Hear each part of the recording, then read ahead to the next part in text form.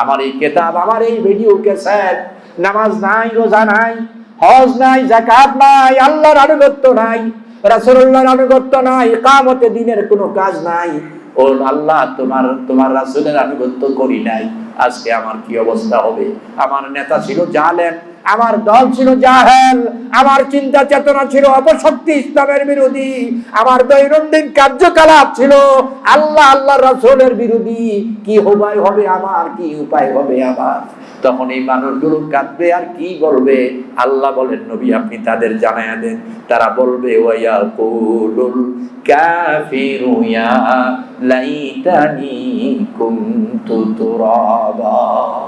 তারা কাঁদবে আর বলবে আফসোস, আল্লাহ আজকে যদি আমরা এই যে বিচারের পরে পিঁপড়াগুলো মেরে ফেললেন, বিচারের পরে গরুগুলো মেরে ফেললেন, মাটি হয়ে গেল, বিচারের পরে সব প্রাণীগুলো মাটি হয়ে গেল, ও আল্লাহ এমন একটা শাস্তি দিয়া যদি আমাদেরকেও মাটি করে দিতেন, আমরাও বেঁচে যেতাম।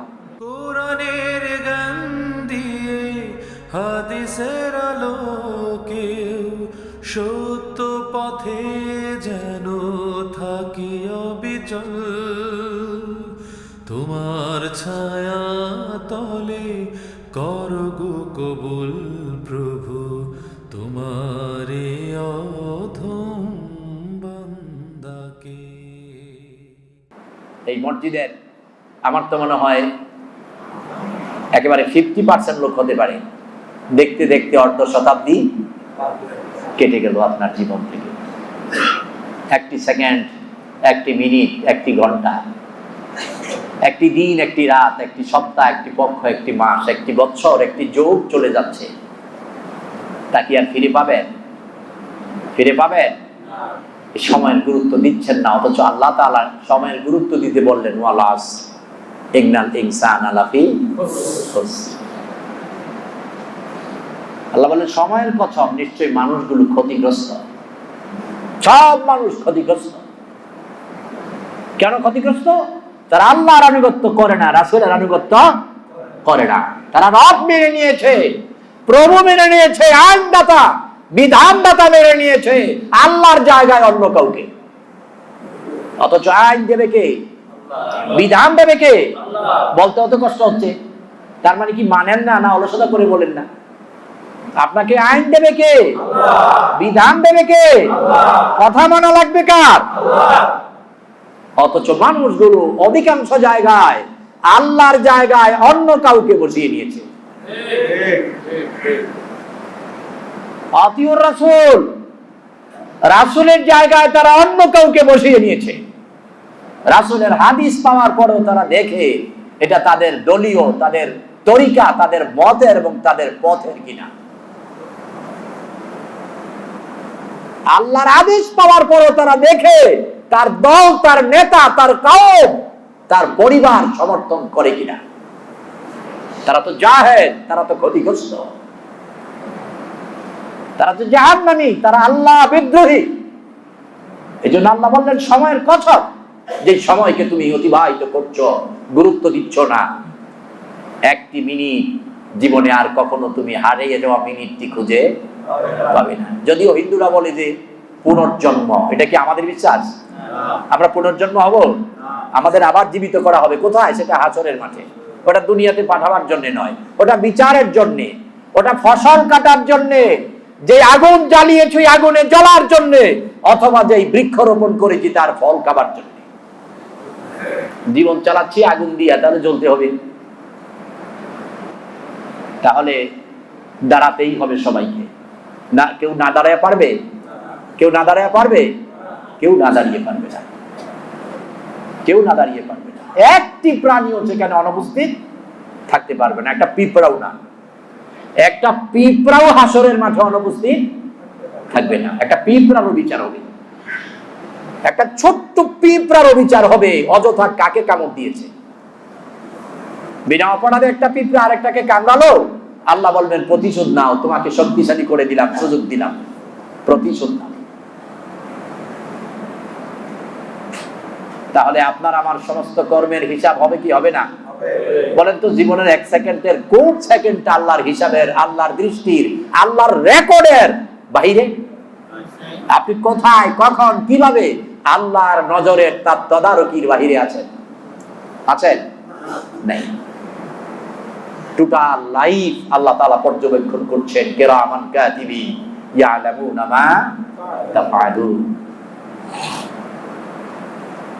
আল্লাহ বলেন সম্মানিত দুইজন মুকাতাব, secretary general, PSO, personal secretary, আমি আল্লাহ রেখে দিয়েছি প্রত্যেকের জন্য দুইজন। তুমি ঘুমাও, ওরা ঘুমায় না। তুমি আরাম করো, ওরা আরাম করে না। সার্বক্ষণিক তোমার জীবনের সব কিছু বলনি, দৃষ্টি, জীবনের সমস্ত কার্যকলাপ ওরা নোট করে যাচ্ছে।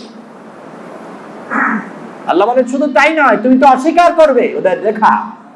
এই জন্য আমি আল্লাহ মা ইয়ালফিযু মিন কাউলিন ইল্লা লাদাইহি রাকীবুন আতীদ, আমি আল্লাহ আবার দুইজন ভিডিওম্যান, দুইজনকে রেখে দিয়েছি।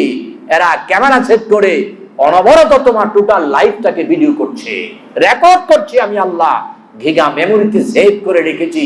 তোমার ওই কিতাব ফেরেশতার লেখা আর তোমার ওই অডিও ভিডিও ক্যাসেট যেটা ফেরেশতাদের রেকর্ড করা, এই দুইটাই তোমাকে ওই দিন দেখানো হবে। তখন আল্লাহ বলবেন ইকরা কিতাবাকা কাফা বিনাফসিকা ইয়াওমা আলাইকা হাসিবা। আল্লাহ যখন বলবেন ইকরা কিতাবাকা, ধরো তোমার কিতাব, কাফা বিনাফসিকা, তুমি তোমার জীবনে কি করেছো, ইয়াওমা আলাইকা হাসিবা, আজকের এই দিনে তুমি হিসাব দাও। ওই দিন মানুষগুলার মধ্যে দুইটা লক্ষণ দেখা দেবে। একদল মানুষ আনন্দে মহা উল্লাসে আত্মহারা হয়ে যাবে, আরেক দল মানুষ কাঁদতে কাঁদতে চোখের পানির মধ্যে সাঁতারের ব্যবস্থা হয়ে যাবে। কারণ যার জীবন লেখা ভালো নয়, আল্লাহ তো আগেই বলে দিয়েছেন কিরামান কাতিবিন ইয়ালামুনা মা তাফআলুন ইন্নাল আবরারা লাফি নাঈম। আল্লাহ তো কয় আমি বলে দিয়েছিলাম, নিশ্চয়ই যার জীবন ভালো ছিল, আতিউল্লাহ ওয়া আতিউর রাসূলের মধ্যে ছিল, তাই আবরার ছিল, আমি আল্লাহ তার জন্য নাঈম নামক জান্নাত রেখে দিয়েছি। অতএব আজকে তাকে আর হিসাব দেওয়া লাগবে না, মুসিবতে পড়া লাগবে না। আজকে সে চাইবে না, আমি আল্লাহ অস্থির হয়ে যাব তাকে জান্নাতে দেওয়ার জন্য। সে চাইবে না, আমি আল্লাহ তারে পাঠাবো, এত বিশাল নিয়ামত তারে দেব।